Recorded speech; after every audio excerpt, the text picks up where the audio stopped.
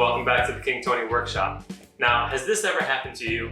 You're in the middle of a job and you come across an old, stubborn, rusted-in screw that no matter how hard you try, you just can't get out? Here, I have a simple solution for you. It's our 8-piece impact driver set. Now, one of the cool things I really like about this driver set is this adapter right here.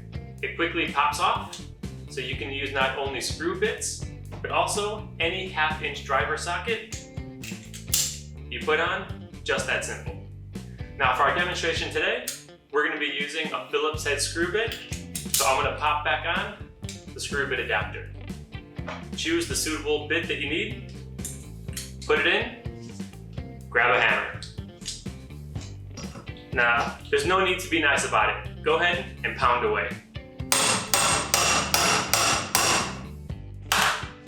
Now after you've knocked the rust loose, all you need to do is grab your screwdriver and finish off the job.